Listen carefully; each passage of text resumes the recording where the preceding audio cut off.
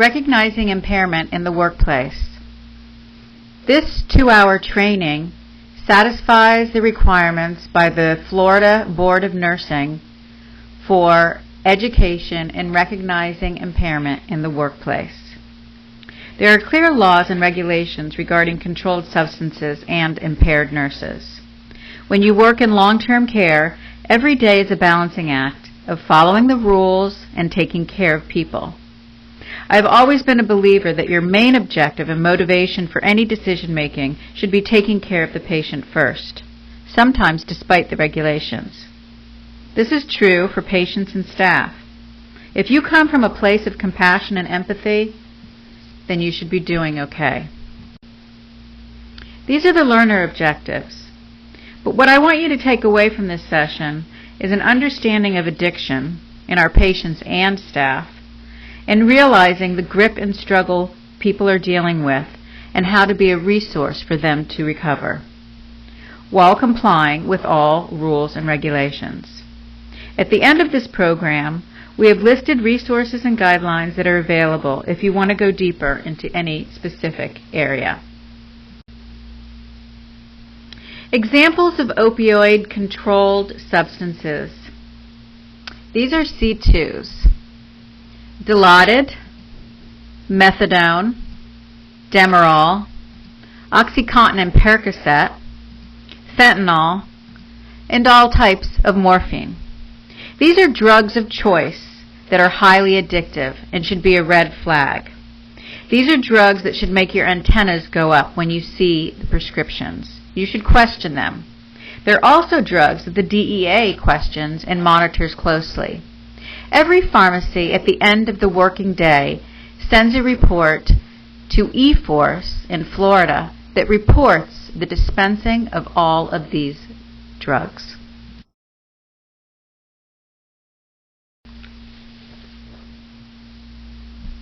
This is the latest statistics from the National Institute on Drug Abuse, NIDA, which is part of the National Institutes of Health. Roughly 21% of patients, or 3 in 10, are prescribed opioids for chronic pain, and they misuse them. 3 in 10 people that get hydrocodone misuse it when it is prescribed for them. You get a prescription for Vicodin after dental work, and soon you find yourself wanting to take more of this specific drug. Many opioid prescriptions are not prescribed, but diverted, using a friend or family member's drugs. Between 8 and 12% develop an opioid use disorder. 4 to 6% who misuse prescription opioids transition to heroin. Opioid use disorder is non-discriminatory and affects all socioeconomic groups. Age, sex, race, there's no pattern. About 80% of people who first use heroin misused prescription drugs. Let's say that again. Those people that are currently misusing heroin misused prescription drugs. Opioid overdoses have increased 30% from 2016 to 2017 in 52 areas in 45 states. The crisis has started in West Virginia and Minnesota, and even urban Florida, is now moving west to Colorado, New Mexico, and the Midwest. The Midwest saw overdose deaths increase over 70%.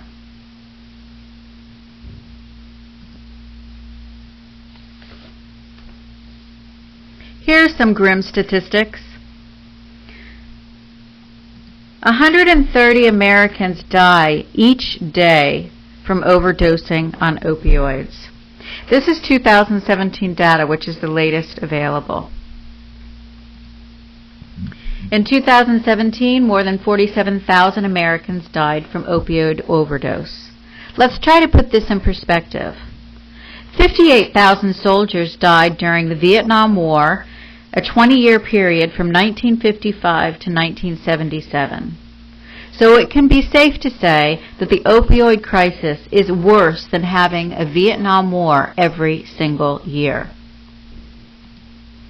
2 million people have opioid use disorder. That's 1 in 20 people. So if you have 100 employees, it's possible 5 people have an opioid use disorder. 591,000 have heroin use disorder. And at least 1 uses of heroin. Heroin is on the rise because of restrictions on opioids. When you limit the prescriptions, you increase the use of street drugs. In 2015, 20,000 people overdosed due to heroin and fentanyl. And again, heroin and fentanyl are increasingly becoming the drugs of choice for those who cannot get prescriptions for opioids.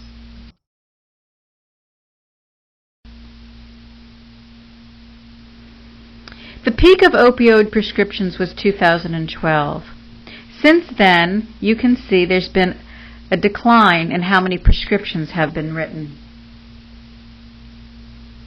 On the right-hand side, we see admissions for substance use treatment in publicly funded facilities. This is because laws are being passed across the country to help those that have opioid use disorder and help them find a path to becoming clean and sober.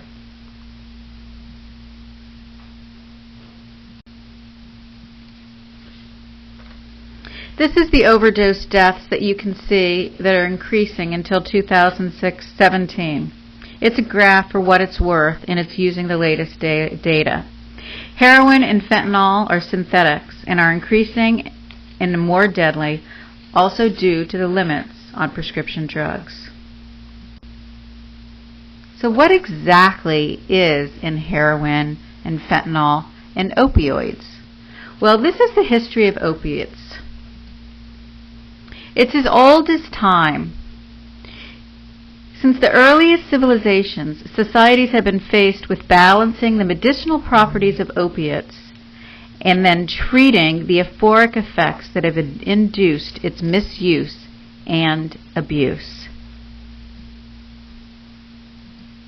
Do you remember that scene in The Wizard of Oz where they're going to the Emerald City and on their way they're running through poppy fields? What happens to the group as they're running through the poppy fields? Well, the Lion, the Scarecrow, the Tin Man, and even Dorothy fall asleep. This is because of the poppy seeds, which is the derivative of morphine and codeine. What we do know, it's been a problem since Mesopotamia that needs 2020 solutions.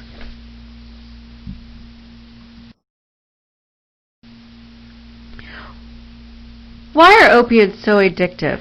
This is a question that many people struggle with, especially family members and friends of those that are addicted.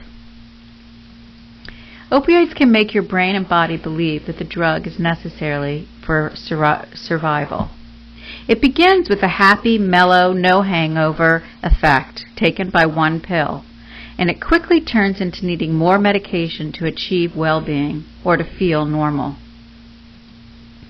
As your body learns to tolerate the dose you've been prescribed, you need more medication to achieve just your own well-being. This is what leads to dependency. Addiction takes hold of our brains before basic needs of food and rest. How long do you think it takes to become addicted to an opiate? In as little as 5 days, a patient can become addicted to the drugs. And how long after you stop taking opioids do you think your brain can rewire and stop the cravings?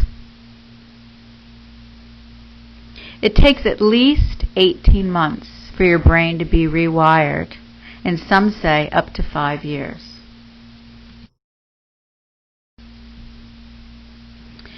This is an example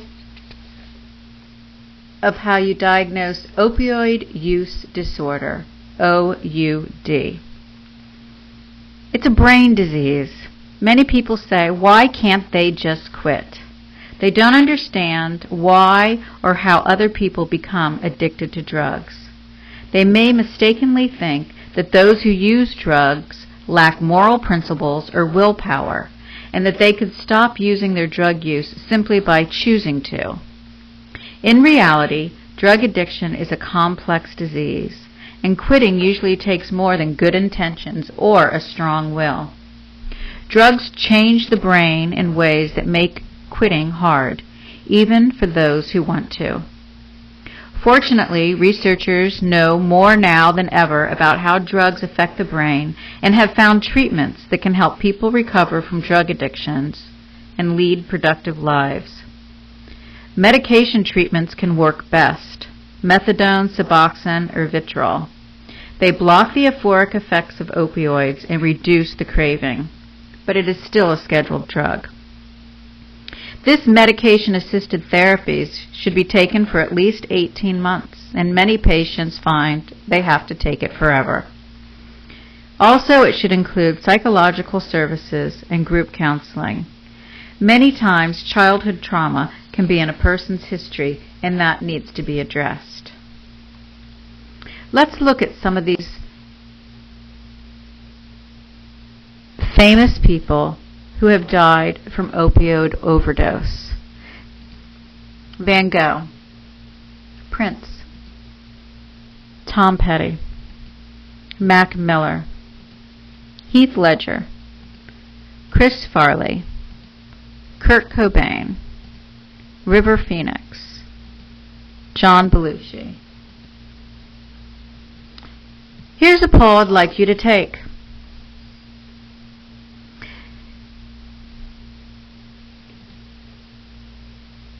Do you know someone that's been addicted to drugs?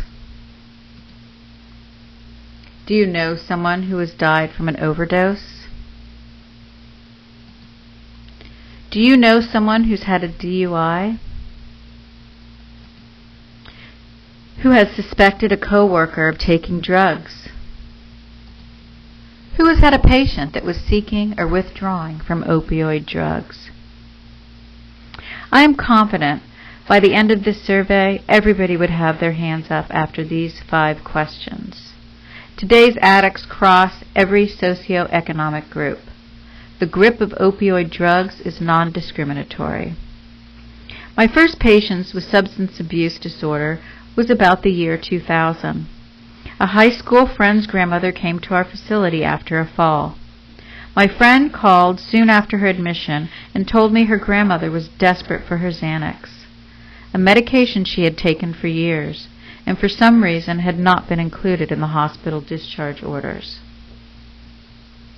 Going cold turkey on Xanax can be lethal. Thank God my friend called me, but it also opened my eyes to that silent killer among our elderly patients.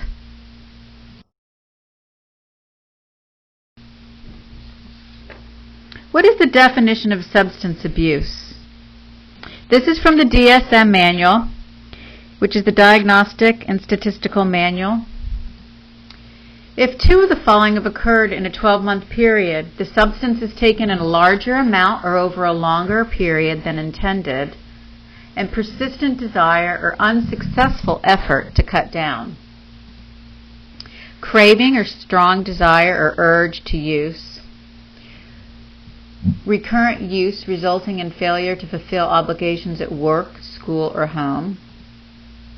Continued use despite having recurrent social problems.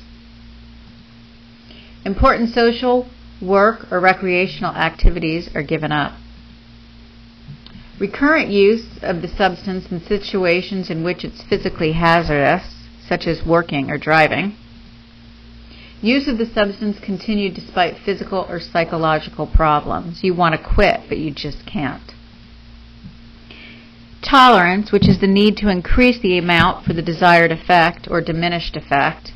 And finally, withdrawal, withdrawal symptoms or substance taken to avoid withdrawal. So if you realize once you stop, you go into withdrawal.